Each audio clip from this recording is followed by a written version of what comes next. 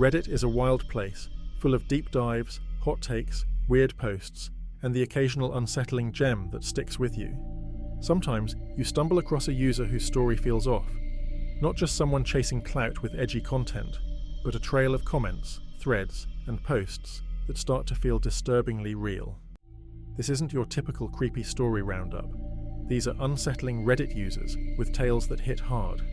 Before we dive in, please hit like and subscribe. Every bit of support helps more than you know. Let's get started. Small Bean 197. The first post feels like it was ripped from a psychological horror flick, not because it's bloody or violent, but because it creeps into your head and stays there. Here's what Small Bean 197 shared. I found out my partner has been putting slugs in my food. I don't know how to forgive him. I, 22F, have been with my partner, 24M, for 4 years.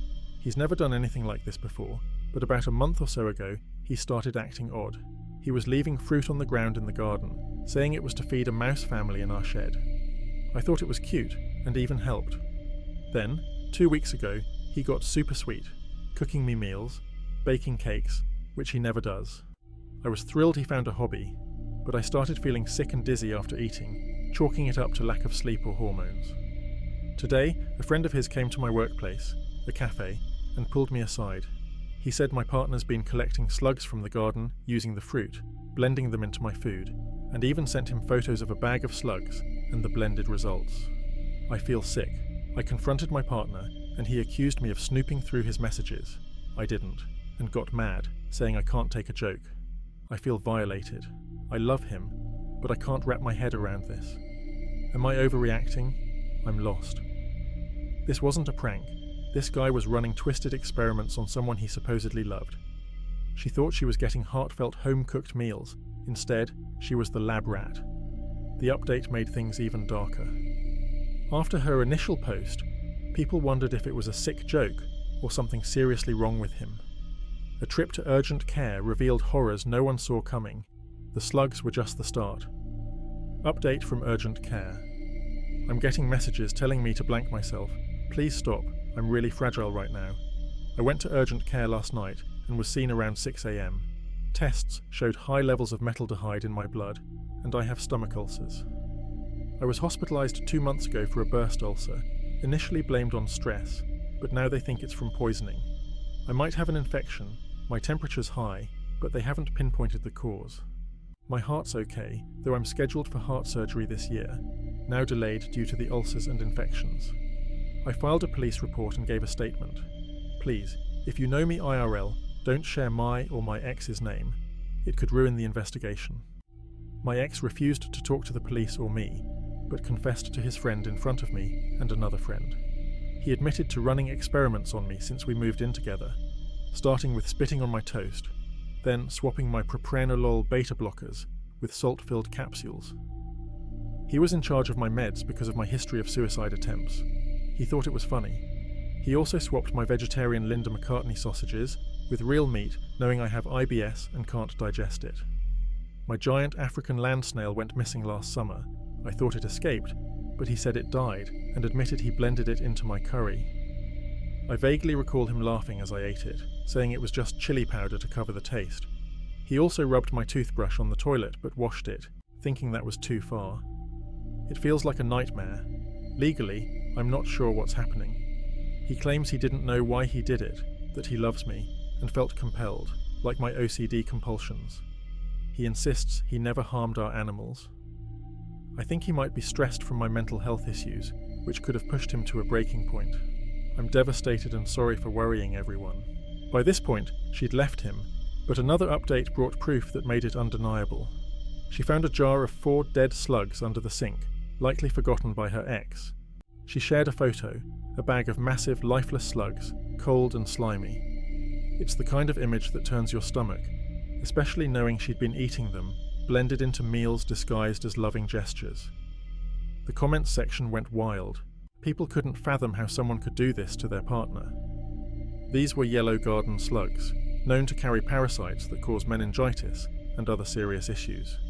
You're not even supposed to touch them bare-handed, yet she was ingesting them for weeks.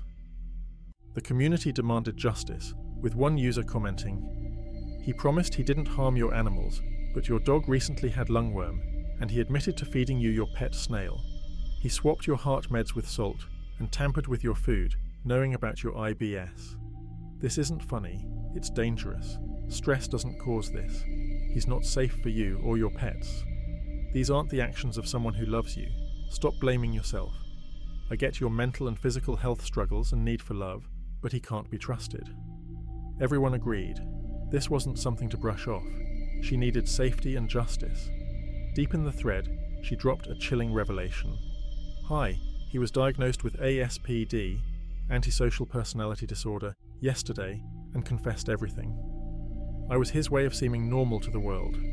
He manipulated me, giving me love, affection, and compliments as a BPD sufferer. He started with emotional tests, like cheating, to see my reactions. When I forgave him, he moved to food tampering to see how long it'd take me to get sick. I'm baffled. The person I knew wasn't real. He knew I was vulnerable due to my illnesses, became my carer, and tortured me while I was clueless. He rescued me from an abusive situation, only to trap me in a new one. That's how he works." This was closure.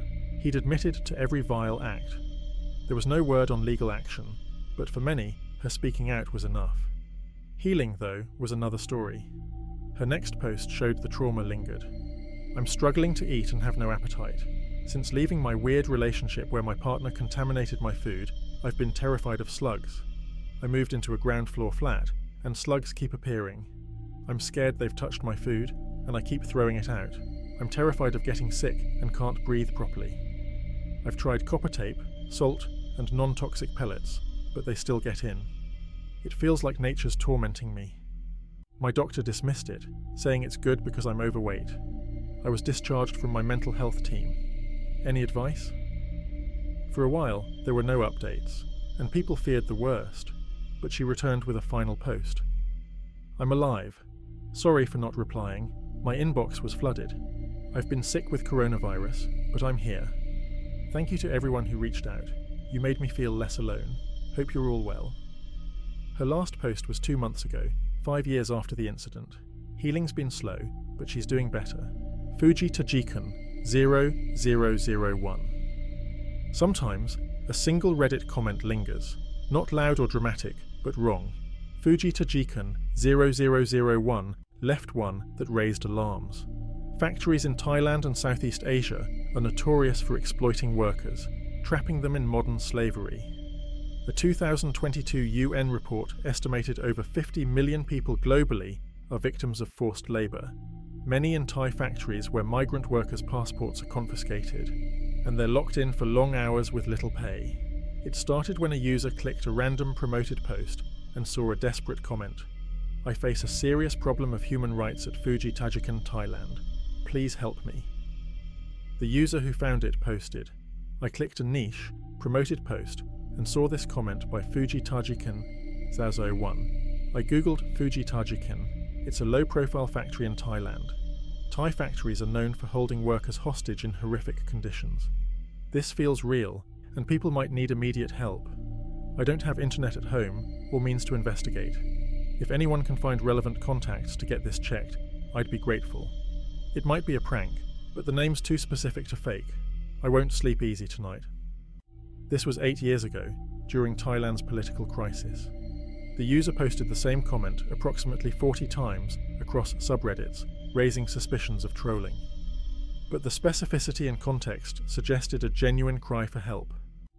The case faded, but some posts remain, a grim reminder of the world's dark corners. R.W. Bingham.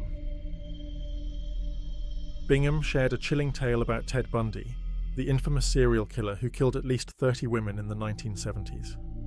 Charming and manipulative, Bundy lured victims by feigning injury, then abducted, raped, and murdered them, sometimes revisiting their bodies. Arrested in 1975, he escaped twice, continuing his spree until 1978. He was executed in 1989. 10 years ago, in an r/Ask Reddit thread, "What's the creepiest true story you know?" User Elisa TG pointed to R.W. Bingham's post. "It was near Halloween, and my friend was sharing ghost stories. She told one about her parents' first date, reluctant because it was true. They had a nice but awkward date, and her dad suggested a midnight hike in Provo Canyon, where he'd rock climbed. They drove to the canyon, parked, and hiked under the stars. No moon. Her dad got a bad feeling as the path neared dark trees. He ignored it and kept going. Her mom later said she felt it too. The feeling hit again, stronger. As they entered the trees, his foot hit something soft.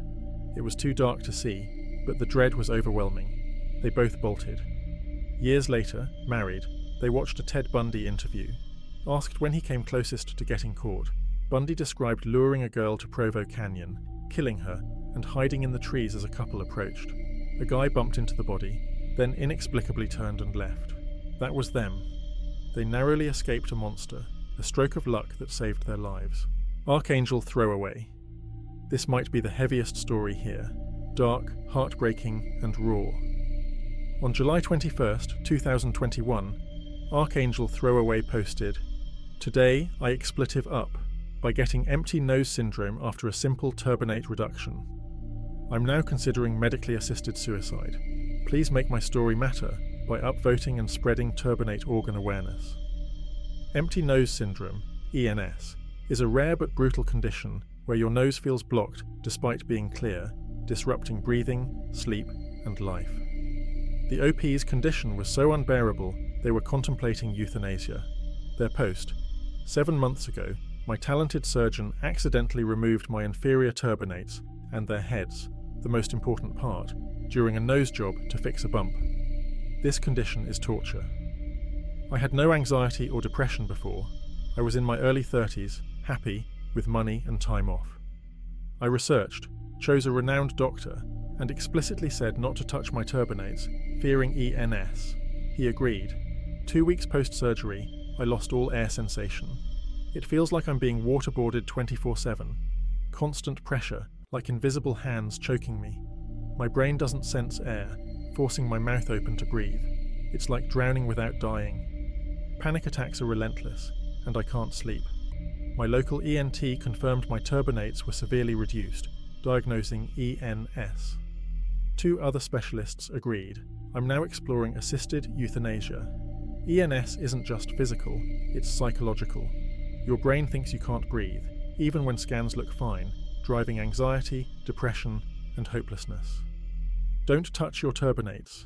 They're organs that sense, humidify, and clean air. A 10% reduction does nothing. Doctors remove more, risking ENS. They eyeball it in minutes, ignoring the nasal cycle where turbinates swell. Widening rhinoplasty is safer. It adjusts the nasal bridge without touching turbinates. Get it in, writing that they won't touch them. My support group has seen families devastated. Some ended their lives post-ENS. Doctors call it rare, but it's not. My doctor denied having ENS patients, despite my diagnosis. The cure would be new turbinates from stem cells, but no one's researching it. Share my story to save others. Her post was removed, but later resurfaced.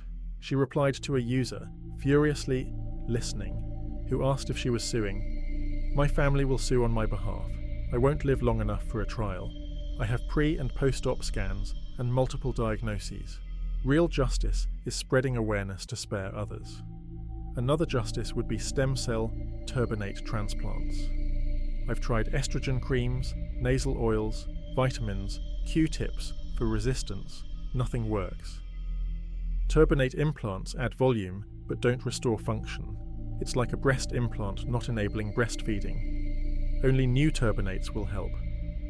In 2023, she posted again, "After my turbinates were removed without consent during a nose job, I've been suffocating 24/7. A prominent US research university contacted me. They've made turbinates from adult stem cells.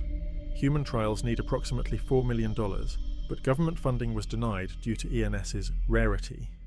My support group and I are stuck on fundraising. Any ideas?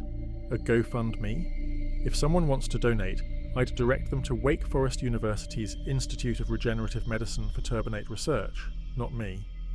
Her account was later suspended. A final comment revealed her legal struggle. "I tried for 2 years to get a lawyer. Despite clear negligence, plastic surgery cases are hard to win. I signed a consent form allowing any procedure the doctor deemed necessary, making it nearly impossible. I contacted approximately 100 malpractice attorneys, but the 2-year statute of limitations passed. No one knows what happened next, whether she pursued euthanasia or found hope.